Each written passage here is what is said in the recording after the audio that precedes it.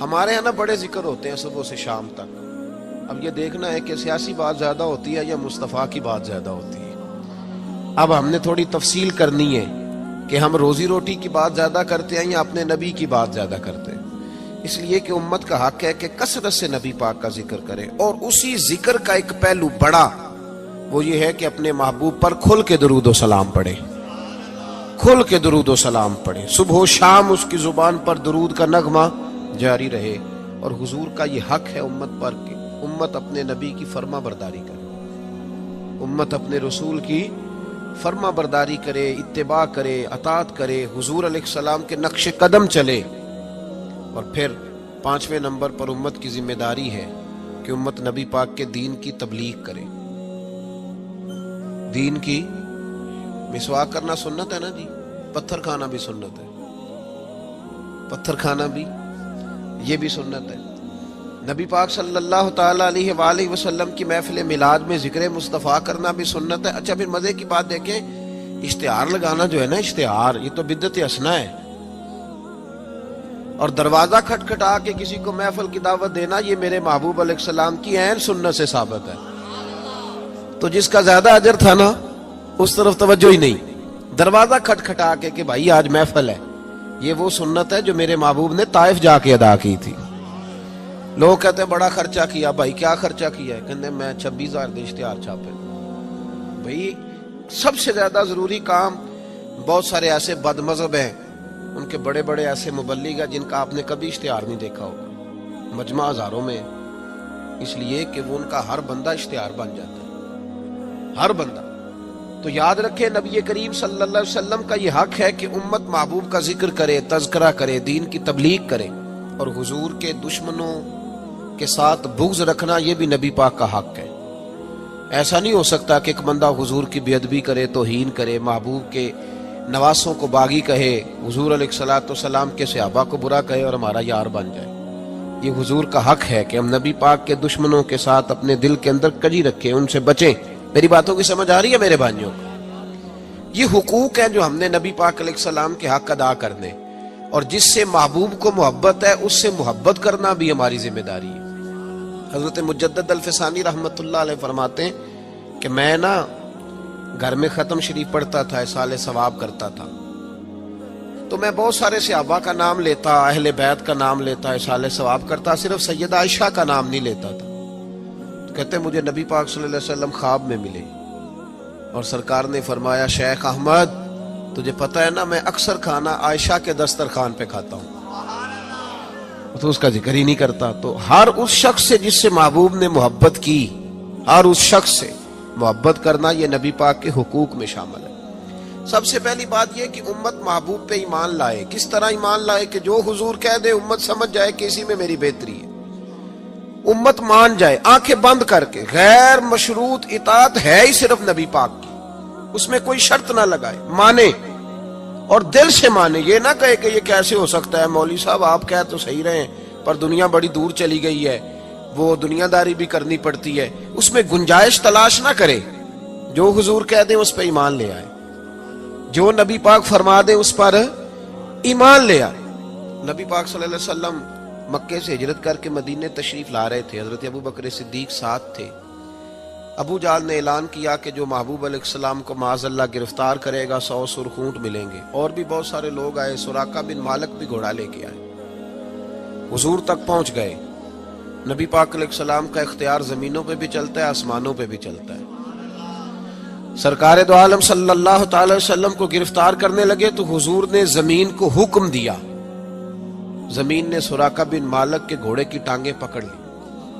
گھوڑا اندر دھسنے لگا تو سراقہ کہتے ہیں میرے اندر سے آواز آئی یہ اللہ کے سچے نبی ہیں، لیکن ابھی میں پورا مانا نہیں.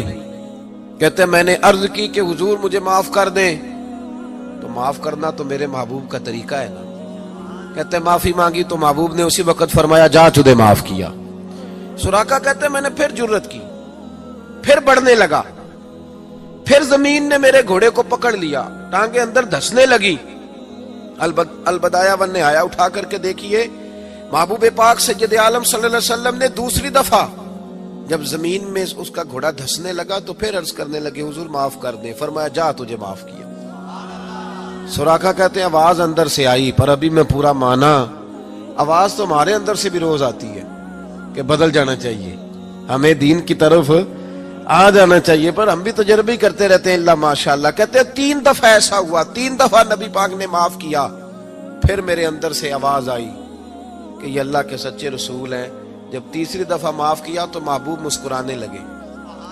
ایک کسرا کا بادشاہ تھا, توجہ ہے میری بات پر, کسرا کا ایک بادشاہ تھا تو ہاتھوں میں کنگن پہنتا تھا, موٹے موٹے سونے کے کنگن. وہ جب بات کرتا نا تو کنگن ہلتے, جس طرح ہمارے حکمرانوں کے بڑے للے تللے نہیں. آپ کا ایک ایسا وزیر اعظم گزرا ہے جو دلی سے کپڑے خریدتا تھا اور آسٹریلیا سے سلوایا کرتا تھا. یہ غریب قوم کے حکمران ہیں. چلیں خیر, ان کی میں کیا بات کروں. اب تو پیروں کی گاڑی بھی 1.5 کروڑ کی آتی ہے, ان کی میں کیا بات کروں. اب تو لوگوں کو فقر کا درس ہے. دنیا کو کہتے ہیں فقیر ہوتے جاؤ, خود امیر ہوتے جاتے ہیں.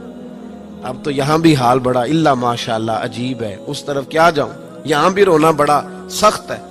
غریب سادہ تو رو رو کے ہو گیا تائب, کاش اس پیر مغاں کو بھی مل جاتی توبہ کی توفیق. اور اقبال نے کہا یہ نذرانہ نہیں, یہ سود ہے پیران حرم کا جو لگایا ہوا ہے ٹیکس. آئے ہو تو کیا لے کے آئے ہو, آمدام برسر مطلب. وہ کسرا کا بادشاہ جو تھا وہ کنگن پہنتا تھا, جب بات کرتا تھا تو بجتے تھے. تو مشہور بڑے تھے کہ اس کے کنگن ہیں بھائی.